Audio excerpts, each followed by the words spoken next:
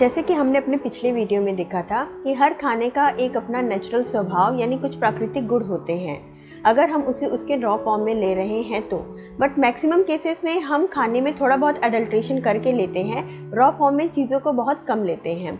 तो अब इन एडल्ट्रेशन से उस खाने में क्या चेंजेस आते हैं, खाने की क्वालिटी में क्या डिफरेंस आता है, उसके बारे में आज हम बात करेंगे। सो टुडेज पॉइंट इज करण।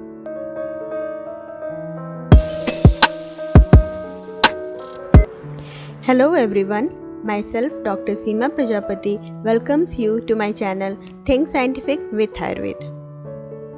करण यानी खाने की नेचुरल प्रॉपर्टीज़ में दूसरे गुणों को भी प्राप्त करना करण है। In simple words it is natural processing of food. इससे खाने की प्रॉपर्टीज़ में चेंजेस होते हैं, इससे खाने की बायो अवेलेबिलिटी बढ़ती है। बायो अवेलेबिलिटी क्या है?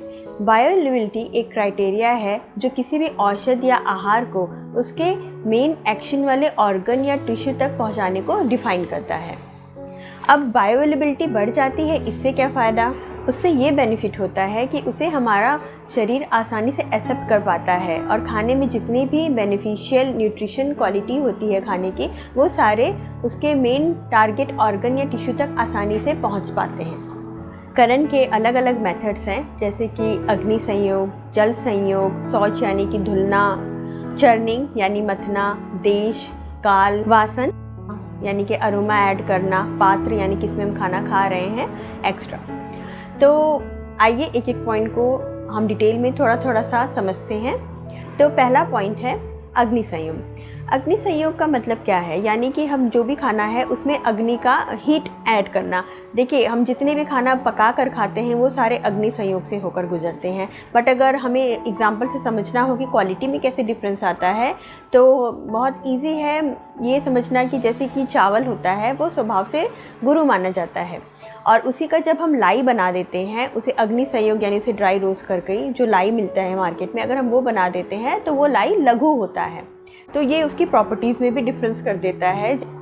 इसी तरीके से जल संयोग यानी कि अगर किसी चीज़ को अगर हम बहुत देर तक पानी में भिगा कर रख रहे हैं तो उससे भी उसके प्रॉपर्टीज़ में डिफरेंस आ जाता है। ये तो डेली लाइफ में सभी नोटिस करते हैं, जैसे चना है, मूंग है, ये सब कठिन होते हैं, कठिन गुड़ वाले होते हैं, और जब इसमें हम लोग पानी को ऐड करके काफ़ी देर तक इसे रात भर छोड़ देते हैं, ओवरनाइट सोक करते हैं, तो वो सब मृदु गुड़ वाले हो जाते हैं। तो इसमें भी इससे भी उनकी प्रॉपर्टीज़ में चेंजेस आ जाते हैं। यानी जो भी फूड पार्टिकल्स कठिन थे उसमें पानी के संयोग से वो मृदु नरम हो जाते हैं और खाने योग्य हो जाते हैं। अब हमारा शरीर उसे अच्छे से एक्सेप्ट कर पाएगा यानी पचा पाएगा। नेक्स्ट है इसके बाद शौच। शौच यानी धुलना। इसका इम्पोर्टेंस तो कोरोना ने हम सबको सिखा ही दिया है कि खाने को जो भी रॉ वेजिटेबल है, कुछ भी चीज़ें हैं, उसे धुल के ही हमें यूज़ करना चाहिए, क्योंकि उसके जो ऊपर के जर्म्स हैं या वॉशेबल जो भी उसमें कीटाणु हैं जो वॉश करने के बाद निकल जाते हैं, तो उसका बेनिफिट होता है। मथना यानी जिसे कि चर्निंग भी कहते हैं, इससे भी फूड प्रॉपर्टीज़ में काफ़ी चेंजेस आ जाते हैं। इसके लिए आयुर्वेद में एक क्लासिकल एग्जांपल है दही का। यानी जो दही होती है उसकी प्रॉपर्टीज़ में अगर देखा जाए आयुर्वेद के हिसाब से, तो वो शोथ कारक होती है, यानी कि वो स्वेलिंग कॉज करती है बॉडी में। और वही उसी का एक फॉर्म है तक्र, यानी कि जिसे बटर मिल्क कहा जाता है, उसे शोथज्ञ माना गया है, यानी कि वो स्वेलिंग को रिड्यूस करने में मदद करती है।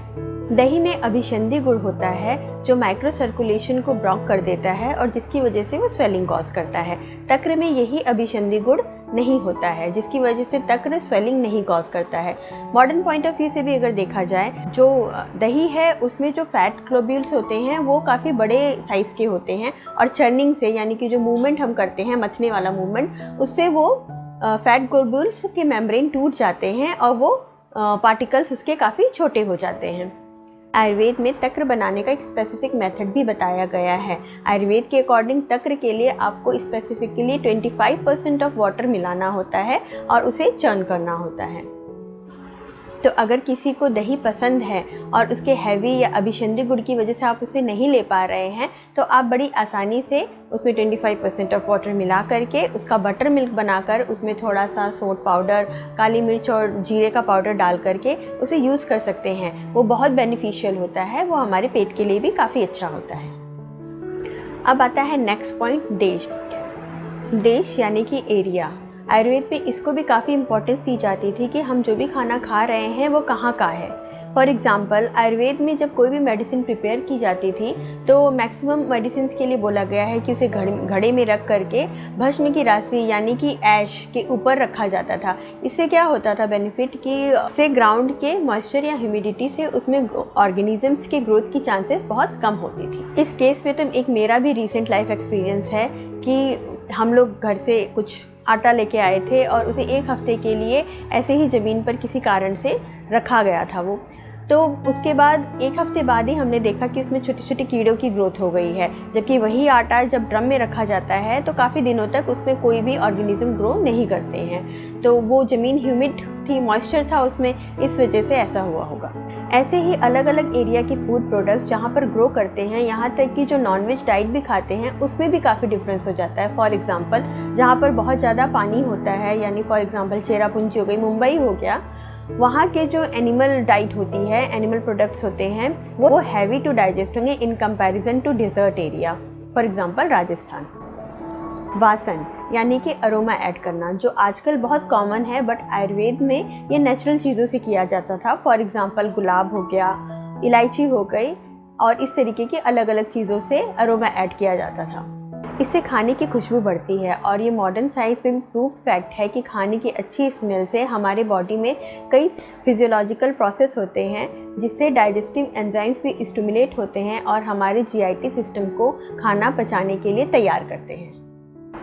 काल प्रकर्ष यानी किसी पर्टिकुलर टाइम पीरियड तक किसी भी प्रिपरेशन को बनाना, या फिर किसी पर्टिकुलर टाइम पीरियड बाद किसी भी खाने में जो टाइम पीरियड के अकॉर्डिंग चेंजेस होते हैं उसे काल प्रकर्ष कहा जाता है। फॉर एग्ज़ाम्पल, सब जानते हैं कि पुराना चावल जो होता है और नया चावल होता है वो बनाने के बाद इसमें डिफरेंस दिख जाते हैं। जैसे डेली लाइफ के एग्जाम्पल से समझा जाए तो जो पुराना चावल होता है वो लघु माना गया है और जो नए चावल होते हैं वो गुरु माने गए हैं आयुर्वेद के हिसाब से। और हमें ये डेली लाइफ में भी हम ये एक्सपीरियंस करते हैं कि जो पुराने चावल होते हैं वो इजी टू डाइजेस्ट होते हैं इन कंपैरिजन टू नए चावल।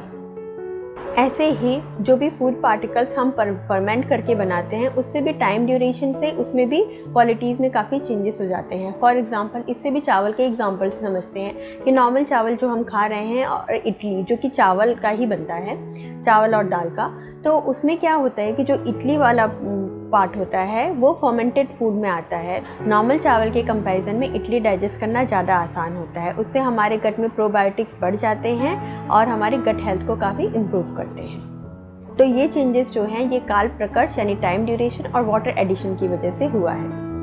पात्र, आयुर्वेद में इस बात को भी काफ़ी इम्पोर्टेंस दिया गया है कि जो खाना हम खा रहे हैं वो किस बर्तन में खा रहे हैं। हर यूटेंसिल का एक अपना अलग इम्पोर्टेंस होता है।